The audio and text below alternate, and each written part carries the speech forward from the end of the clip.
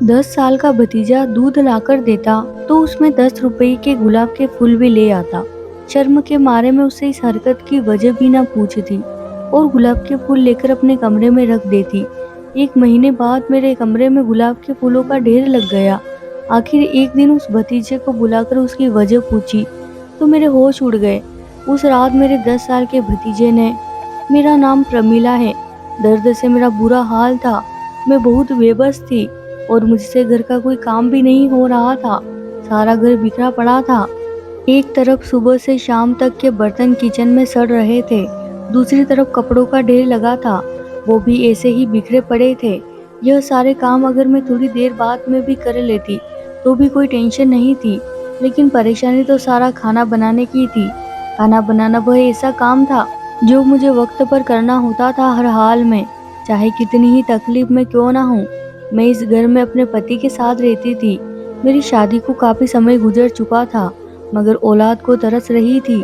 मेरे पति की रिपोर्ट सही नहीं थी, जिसकी वजह से वह भी खामोश थे, वरना अब तक तो वह भी मुझे छोड़कर दूसरी शादी कर चुके होते। मेरी सास तो यह बात मानने को ही तैयार नहीं थी कि दिक्कत मुझ में नहीं उनके बेटे में है। इतनी ज्यादा भी दिक्कत नहीं थी, वह थोड़ी बहुत दवा से ठीक हो सकते थे, लेकिन मेरे पति की एक ही जिद थी कि डॉक्टर झूठ बोलते हैं, मैं बिल्कुल ठीक हूँ। मैं भी चुप हो जाती। मेरी जेठानी मुझे तसल्ली देती। वो मेरे जेठ के साथ मुंबई में रहती थी। वो दिल की बहुत अच्छी थी। खैर जिंदगी यूं ही गुजर रही थी। मेरे पति सुबह काम पर चले जाते और शाम को देर से वापस आते। मैं सारा दिन घर में अकेली रहती। घर का सामान भी मैं खुद ही लेकर आती। मेरे पति इस तरह का कोई काम नहीं करते थे, बल्कि वह तो मुझसे बात ही नहीं करते थे। न जाने उनके दिमाग में क्या चल रहा था, वह क्या चाहते थे, मुझे आज तक समझ नहीं आया था। वह बिल्कुल खामोश रहते थे, अपने अंदर की रात को किसी को बताना नहीं चाहते थे, शायद अपनी पत्नी को भी नहीं। लेकिन इतना तो मैं समझ गई थी कि वह औलाद की वजह से परेशान है, मगर कभी जाहिर नहीं किया। शायद अंदर ही अंदर वह खुद को कसूरवार समझते थे। लेकिन कुछ समय से मेरी तबीयत खराब रहने लगी थी। नाभि के नीचे अजीब सा दर्द उठता था। 2-3 महीने तक तो यह दर्द हल्का था, लेकिन अब बढ़ता जा रहा था। सुबह को मुझे इतना दर्द नहीं होता था, लेकिन जैसे ही शाम होती थी दर्द बढ़ता जाता और फिर मेरे लिए बिस्तर से उठना भी मुश्किल हो जाता। मैंने 2-3 दफा अपने पति से अपनी तबीयत का जिक्र भी किया, लेकिन उन्होंने ध्यान नहीं दिया। मैं भी खामोशी से दर्द बर्दाश्त करती रही।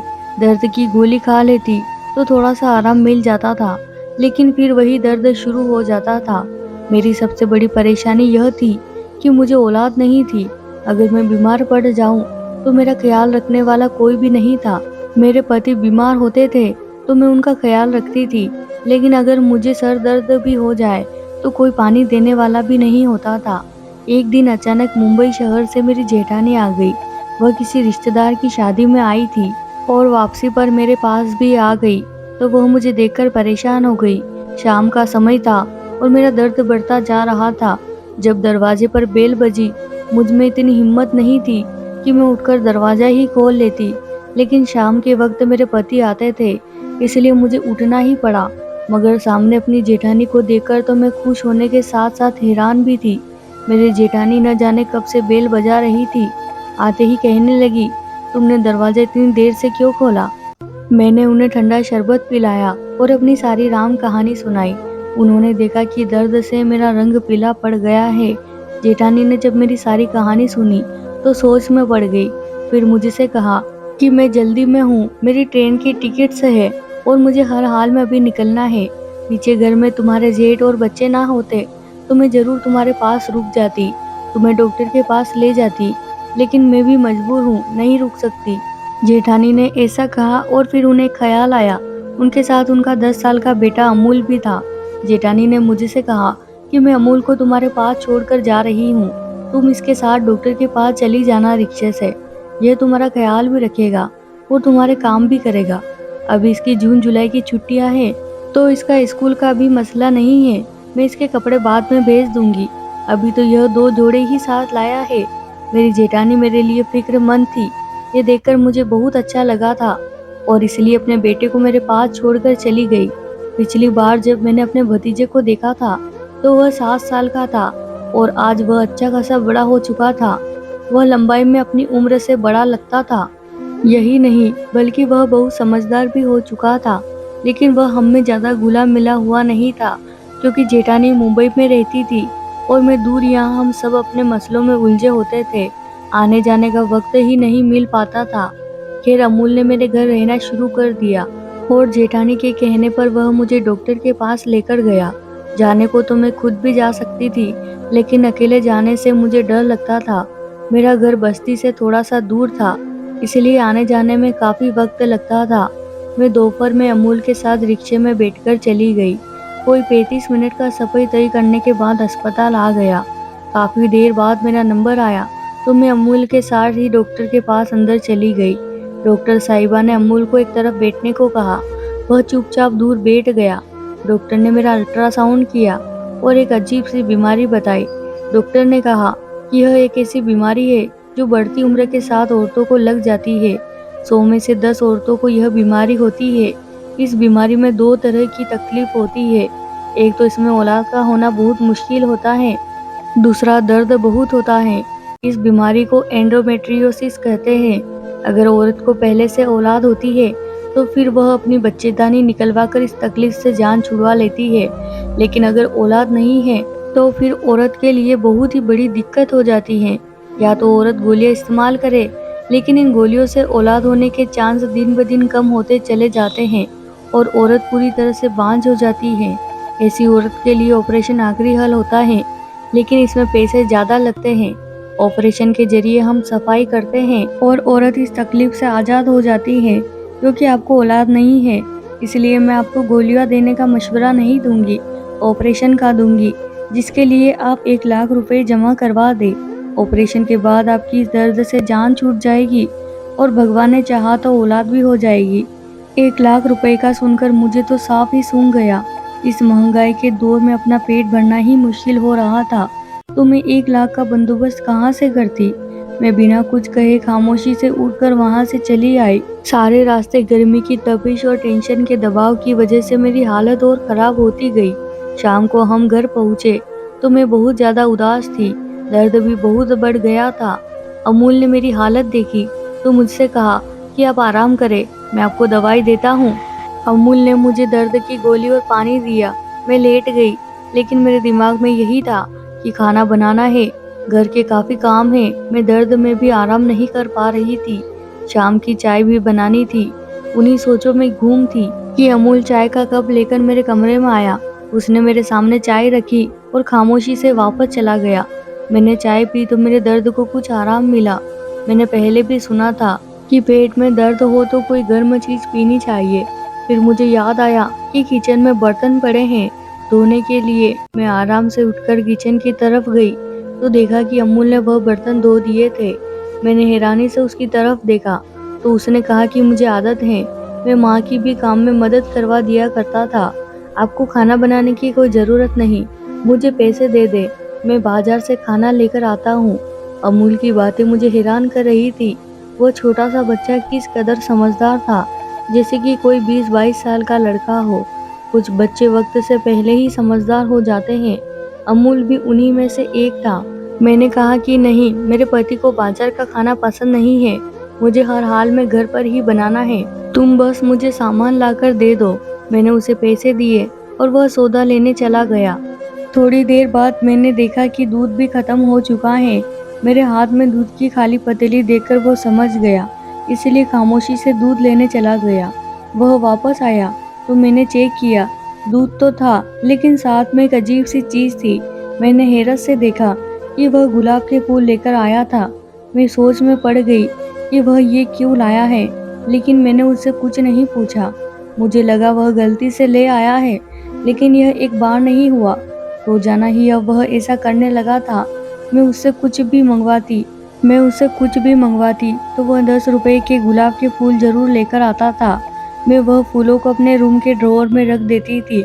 यहाँ तक कि मेरे पास फूलों का ढेर लग गया था। अमूल मासूम सा लड़का था और मुझ में इतनी हिम्मत नहीं हो रही थी कि मैं उससे यह पूछ सकूं कि वह आखिर यह गुलाब के फूल दूध के साथ क्यों लेकर आता है। अगर यह एक बार होता तो मैं सोचती कि गलती से हुआ है, लेकिन रोजाना ही यह सब हो रहा था। अमूल के आने से सिर्फ मुझे ही नहीं बल्कि मेरे पति को भी आसानी हो गई थी। उन्हें भी अगर कुछ मंगवाना होता तो वह अमूल को भेज देते, वरना पहले तो वह ऑफिस से थके हुए आते थे और कोई काम आ जाता तो उन्हें खुद ही दुकान पर जाना होता था, जो कि उनके लिए बहुत ही मुश्किल होता था। बेऔलाद जोड़ों का दर्द शायद ही दुनिया में कोई समझ सकता हो कि वह किस तरह की जिंदगी गुजार रहे होते हैं। मेरे पति में तो कोई कमी थी, लेकिन अब मेरे अंदर भी तरह तरह की बीमारियां पैदा हो गई थी और मेरे पास ऑपरेशन के लिए पैसे नहीं थे और गोलियां मैं खाना नहीं चाहती थी। जहां अमूल ने हम दोनों पति पत्नी के लिए इतनी सारी आसानियां कर दी थी, वहां पर एक बहुत बड़ा मसला भी मेरे लिए खड़ा कर दिया था और वह मसला था गुलाब के फूलों का मसला। मैंने सुना था कि गुलाब के फूलों को औरतों की काफी बीमारियों के लिए इस्तेमाल किया जाता है। इसी वजह से मैं शर्म के मारे अपने भतीजे से पूछ नहीं पा रही थी कि वह गुलाब क्यों लेकर आता है। क्या उसने मेरी और मेरी डॉक्टर की बातें सुन ली थी? मैं यही सोच सोच कर थक चुकी थी। दिल करता था उसे मना करूं कि यह चीज ना लेकर आए, लेकिन मैं कुछ भी नहीं कर पा रही थी। एक दिन मैंने हिम्मत करके अमूल से गुलाब के फूलों के बारे में सवाल किया तो उसने मुझे एक ऐसी बात बताई कि मैं हैरान रह गई। मैं वापस अपने कमरे में आ गई और अमूल की बातों को सोचती रही। इसका मतलब है कि वह रात को हम दोनों पति पत्नी की बातें सुनता था। मुझे अजीब सी शर्मिंदगी ने घेर लिया था। मैं अमूल की बात सुनकर इस कदर शर्मिंदा हो गई थी कि मेरा दिल कर रहा था कि जमीन फट जाए और मैं इसमें समा जाऊं। मेरे दिमाग में भी नहीं था कि वह मेरे इस राज को जान जाएगा जिसे मैं सबसे छुपाती थी। उसने मेरे और मेरे पति की बात सुन ली थी और इसीलिए वह मुझे रोजाना फूल लाकर देता था, लेकिन कहने की हिम्मत नहीं कर पाता था कि मैं इसे इस्तेमाल करूं। मैंने कमरे का दरवाजा बंद किया और फूट फूट कर रोने लगी। शर्म से मेरी ऐसी हालत थी कि काटो तो बदन में खून नहीं। एक तरफ औलाद की परेशानी थी तो दूसरी तरफ यह मसला। यह ऐसी शर्म की बात थी कि मेरे भतीजे को मुझसे करते हुए शर्म आ रही थी और मुझे उसे पूछते हुए।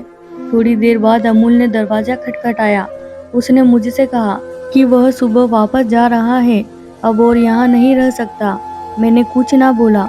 मैं इतनी शर्मिंदा थी कि उसे यह तक ना कह सकी कि रुक जाओ। सुबह अमूल वापस चला गया। उसके यहाँ होने से मुझे जहाँ बहुत सारी आसानियाँ थी, वहाँ पर बहुत सारी परेशानियाँ भी जन्म लेते जा रही थी।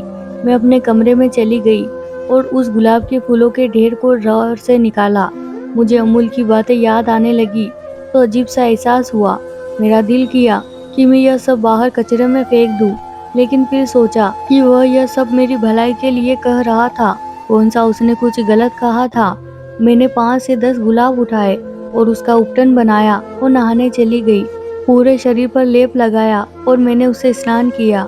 मैं काफी दिनों तक उपटन बनाकर स्नान करती रही और मेरी बीमारी खत्म होती चली गई। मेरी यही बीमारी थी कि मुझ में बहुत ज्यादा बदबू थी। मैं अकेली रहती थी, इसलिए कोई इस बदबू को ज्यादा महसूस नहीं कर पाता था, लेकिन मेरा पति तो मेरे साथ रहता था। मैं खुद को साफ सुथरा रखने की कोशिश करती थी, लेकिन यह एक ऐसी बीमारी थी। रोजाना उपटन बनाकर नहाने के बाद मेरी यह बीमारी आहिस्ता आहिस्ता दम तोड़ती चली गई और मेरी जिंदगी आसान हो गई, क्योंकि रोजाना रात को मैं अपने पति के ताने सुनती थी, जो मुझे यही कहता था कि मुझसे बहुत ज्यादा बदबू आती है। एक रात मेरा पति इसी तरह की बातें मुझसे कर रहा था कि अमूल ने सुन लिया और उसने बताया कि उसके बाद रोजाना वह गुलाब के फूल लेकर आता था ताकि मैं उससे नहाकर इस बीमारी से जान छुड़ा सकूं।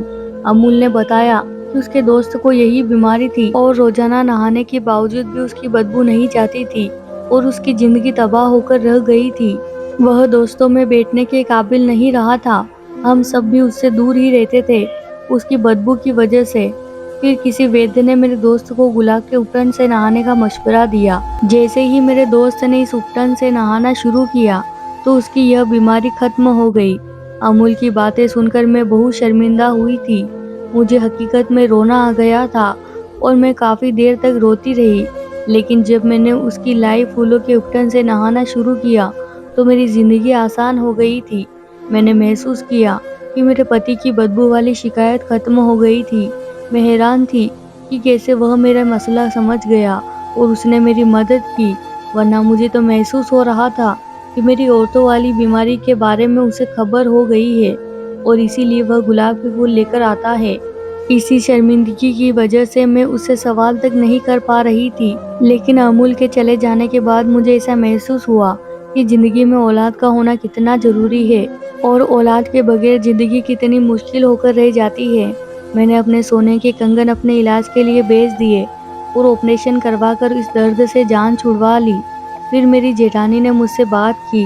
उन्होंने कहा कि उन्होंने वैद्य जी से दवाई ली है और मुझे अपने पति को रोजाना रात को दूध में मिलाकर देनी है। मेरे लिए आसानी हो गई थी क्योंकि मैं पति को सोने से पहले गर्म दूध का गिलास पीने की आदत थी। मैंने खुद भी दवाई ली और अपने पति को भी उसको बताए बगैर दूध में दवा मिलाकर देती रही।